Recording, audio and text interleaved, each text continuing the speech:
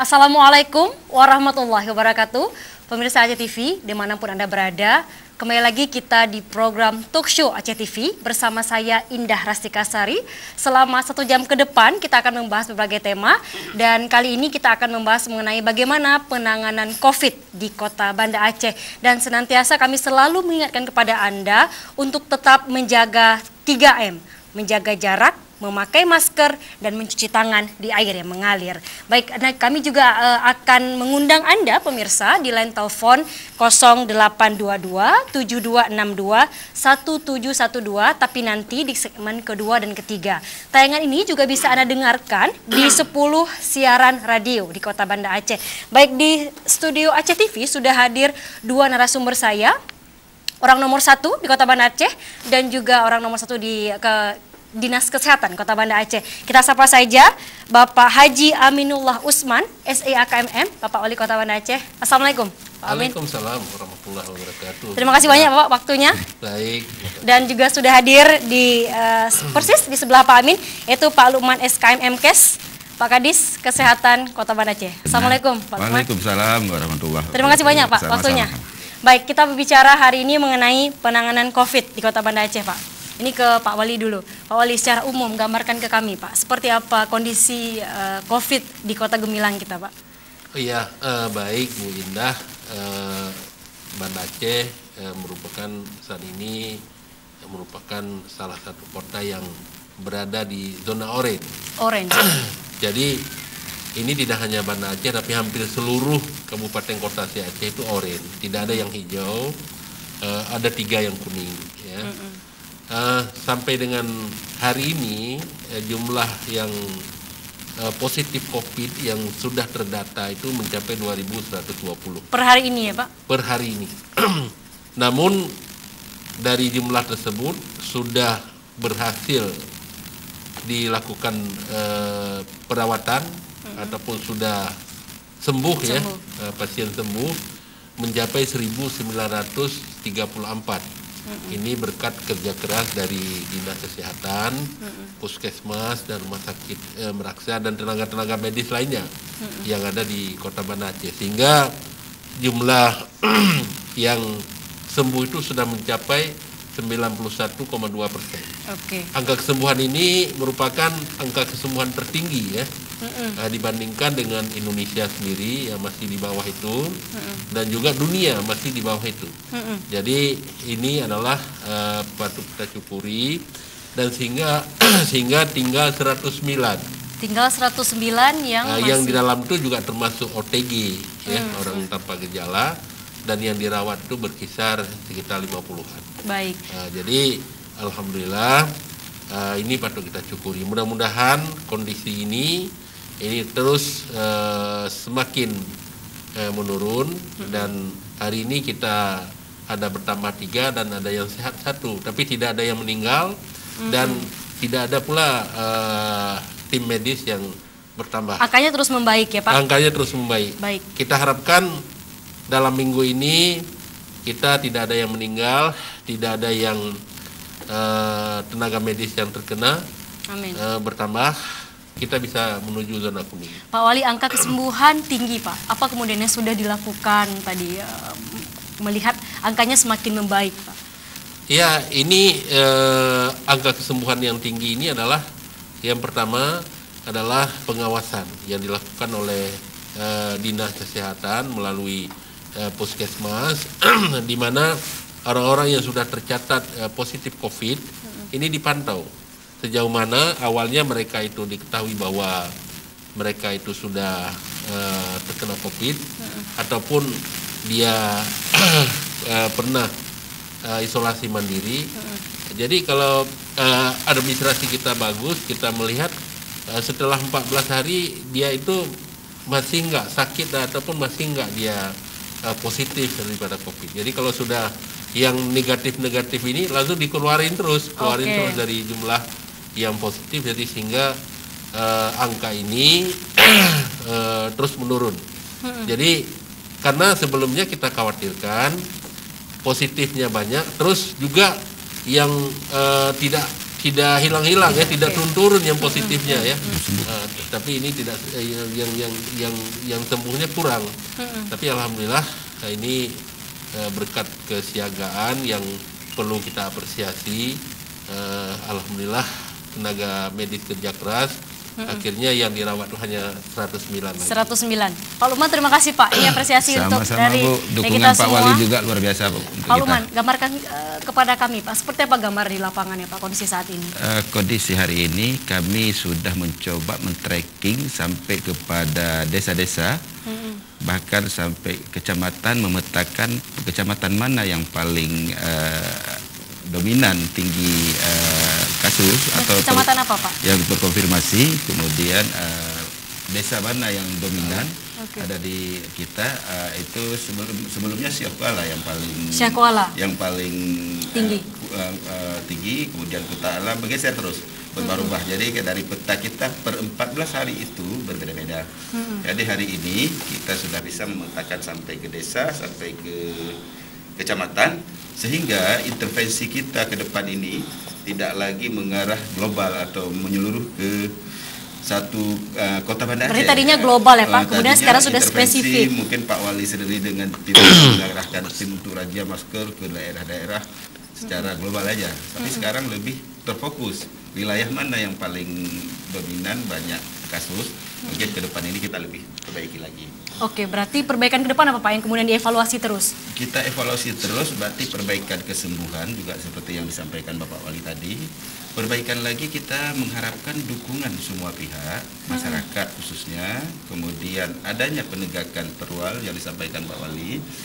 Artinya penegakan perwal ini sangat mendukung untuk mencegah, memutus mata rantai daripada COVID-19 ini. Jadi kalau memang kita upaya-upaya kita ini sinergis antara masyarakat, Forkopimda, terutama Bapak Wali Kota kita yang sudah mengeluarkan peraturan wali kotanya, itu bisa sinergis, insya Allah ini bisa berjalan dengan normal. Seperti harapan Pak Wali, kita bisa segera keluar dari zona orange dan menuju kuning dan hijau, bisa hijau. Pak Wali, seberapa efektif Pak Wali peraturan yang sudah dibuat, apalagi tadi perwal yang disampaikan oleh Pak Kadis, Pak? Ternyata perwal ini kita buat di bulan September. September, Pak. Awal September, dan tanggal 17 September itu baru diterapkan perwal nomor 51. 751 ya, Pak? Tahun 2020.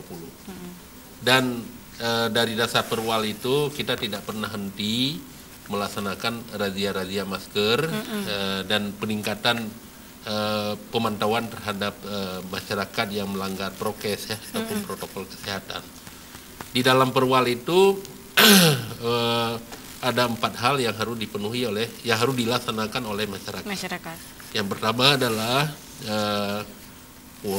harus memakai masker, harus mencuci tangan ya kalau berhubungan dengan ini. Kemudian juga harus menjaga jarak dan menjauhi kerumunan. Dan apabila tidak dilaksanakan terhadap perwal ini, ditemukan oleh petugas-petugas kita, oleh Satpol PP, dan kita kerjasama semua, satuan tugas kita kerjasama dengan Polri dan juga TNI, ini akan dilakukan denda. Mulai denda berupa denda administrasi berupa uang, kemudian sanksi adat, dan sanksi sosial. Sanksi sosial itu menyapu ya. Kalau sanksi adat mungkin dia disuruh azan ataupun bekerja apalah yang diharuskan oleh masing-masing desa itu sendiri. Jadi saya melihat setelah perwal 51 ini kita keluarkan, ini terus terjadi anjlok ya, penurunan yang sangat drastis ya dari COVID-19 ini, sehingga dari hari ke hari terus turun dan bertambahnya pun tidak terlalu banyak. Jadi ini adalah kita rasakan efektifnya terhadap perwal 51 itu sangat terbantu di dalam menurunkan angka COVID di Kota Banda Aceh. Baik, ini menarik Pak, terutama untuk yang masker ya Pak. Ada masyarakat kita bahkan ketika ada razia masker di depan, tapi ada yang jual masker Pak, ada yang lupa masker. Jadi seperti apa kemudian Pak menyadarkan kembali, mensosialisasikan kepada masyarakat untuk terus mematuhi perwal tadi Pak? Iya, ini perilaku masyarakat kita itu belum membudaya pakai masker. Jadi masker itu masih harus dipaksakan. Dan masker itu seolah-olah adalah memakai masker karena ada razia di depan. Ada razia. Nah, jadi ini takut sanksi Pak. Takut kepada sanksi. Jadi ini kita terus lakukan sosialisasi dan perubahan menjadi masyarakat kita menjadi budaya di dalam memakai masker nanti secara bertahap, dan alhamdulillah secara menyeluruh itu semua orang di Banda Aceh sudah punya masker. Semua orang Pak, terus dibagikan masker ya Pak? Buktinya itu begini, kalau kita adakan razia, itu semua ada masker. Ada yang jual Pak? Mungkin ada yang jual. Ada yang dikantong lagi. Ada yang kantongi. Nah, jadi ini tugas kita bersama, kita ajak juga media, termasuk TV Aceh, untuk mensosialisasikan bahwa masker itu dalam rangka kita mengawal ataupun memutuskan mata rantai kita dengan COVID-19.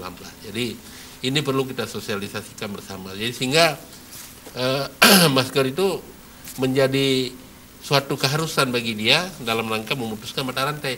Jangan masker itu memakai masker karena tahu dia di depan ada razia. Ada razia. Jadi ini budaya yang akhirnya merugikan diri sendiri. Baik, Pak Lukman gimana Pak tambahannya? Bagaimana kondisi kemudian di lapangan, bagaimana dengan nakes kita Pak di rumah sakit?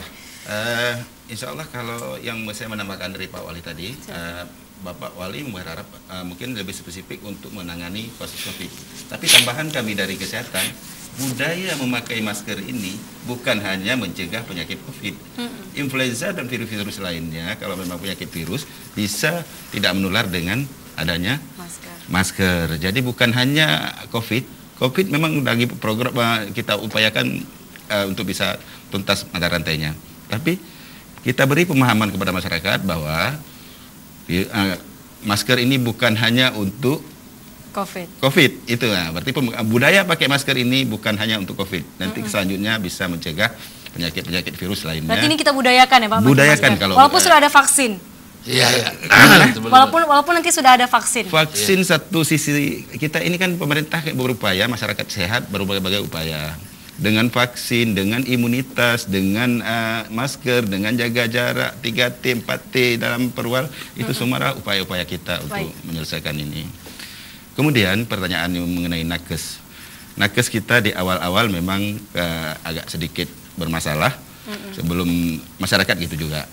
Memang tinggi angka positif nakes. Alhamdulillah hari ini tidak ada lagi nakes dari Kota Banda Aceh yang positif. Tidak ada lagi ya Pak? Tidak ada lagi. Jadi itu dijaga terus tapi ya Pak ya? Kita sudah sampaikan jangan lengah, jangan lalai, jangan kendor, proteksi diri itu yang paling penting.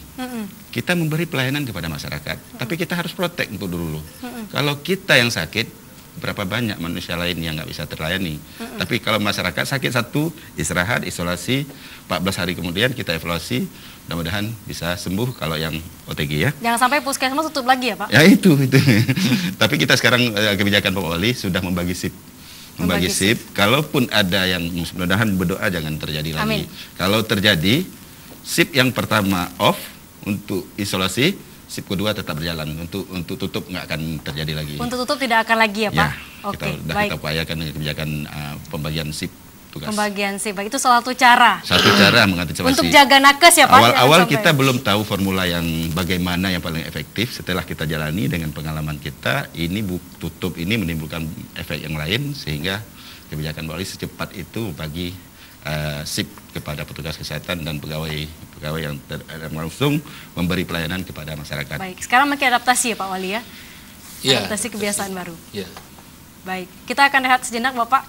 Kita rehat sejenak dulu, kita iklan dulu. Nanti kita akan lanjut lagi, dan pemirsa kami akan kembali. Dan di segmen kedua nanti kami masih akan mengundang Anda di line telepon. Jangan kemana-mana setelah pesan-pesan berikut ini.